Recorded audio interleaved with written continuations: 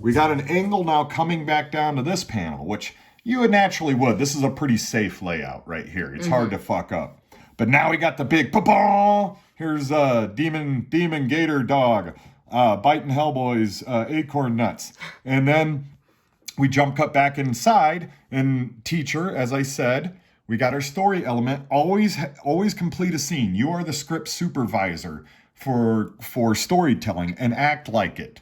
Make sure all the objects are in place. If a writer can't remember everything, they got a million things to do, and they aren't always visualizing like you are, so it's your job to complete things. Think of yourself as a director, not just an artist. Your job is to bring things to life.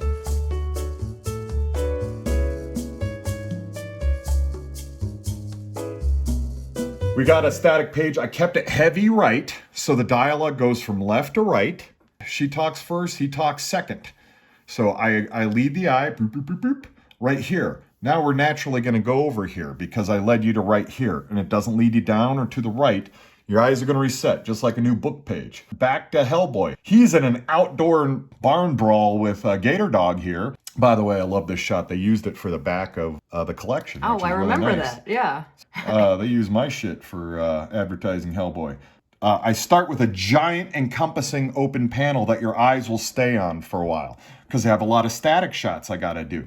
I put the girl in there because we need to show that she's kind of wandering around. She wasn't staying where she was. Right. But I don't want her focal point. Right. I don't want your eye going there. I just want her to be noticed. And you can also see, look how easy I just turned this into a volumetric drawing. Just by putting little floating background trees there, now we have a 3D piece for the colors to grab onto. Right.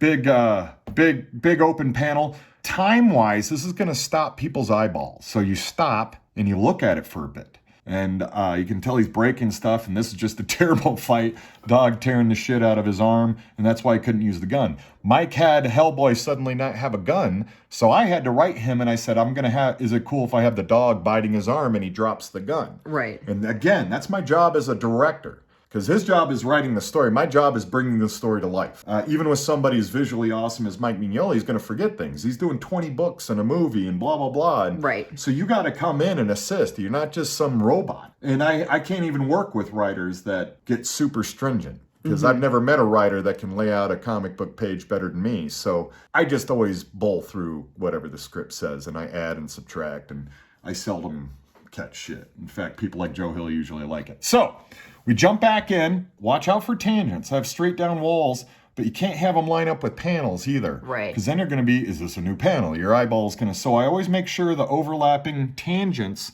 aren't there. This vertical, this vertical. Be very wary of that stuff, especially with verticals, because it'll pull your eye down. And you want you want your eye left to right, almost always. This, I have your heavy weight right here. The word balloons will be here. And I have an overlap panel going over. This one overlaps a little. So eyes are naturally going to go here. I also have Hellboy's arm and face leading you where I want you to go. Right. So we're doing this Z. I always do a Z. Just think like every page has to do a Z or a series of Zs. Basically, in general. I'd say 95% of the time. So here's what I'm talking about. Create a Z on the page.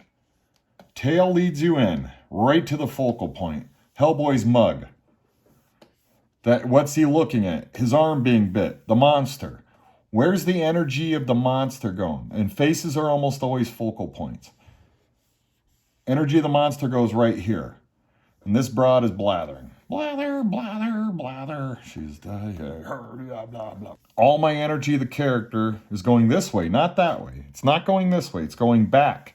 I'm following the motion of the flow. All the way here to Hellboy's arm and face, which help you bring your eyes to this panel. Monster and claw stop you. Then we go here. Last panel, I did an open panel. I like my entrances and exits. This goes back to what I was saying about open panels. I like leading you into the page and leading you out. So this guy's leaving the scene. So I literally open the edge of it. That'll go off page. Now I can't have his feet and stuff going off page. It'll look wonky. Or him running off the bottom of the page.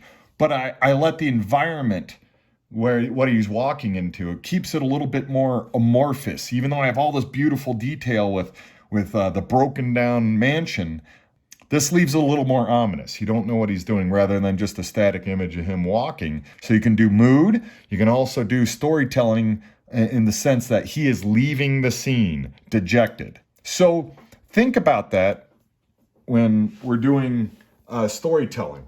Pages face each other. I got each page, I have to bring them into it and exit them. I have to get them to the even page on the right side. I have to enter and exit. Here's the Z on this page.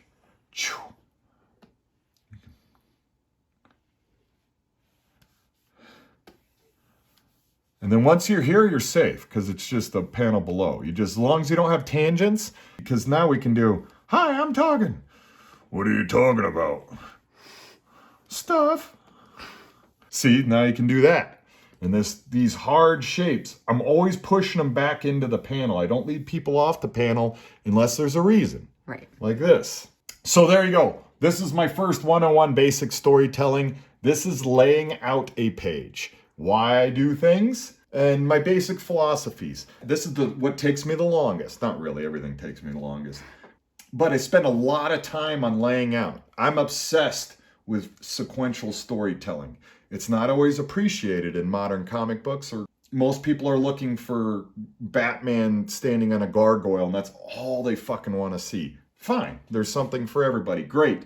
But it's sad how comic books is just lean to kind of anti-storytelling. Everything is a portrait shot, nothing leads into anything. Almost all comic books are what I call quarter bin comic books now. You're only buying it because you're a big fan of Nightwing since childhood, and you're going to continue buying that and look at his new outfit.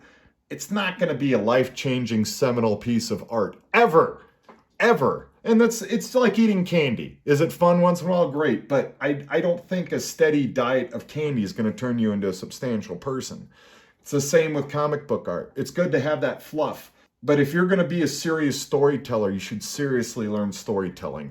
And there are rules. And I will start going through them. This was the first basic thing, turning 2 pages of script into panels that flow and work on each other. Work into each other, with each other, on each other. Anyways. For each other and to each other. Right in each other.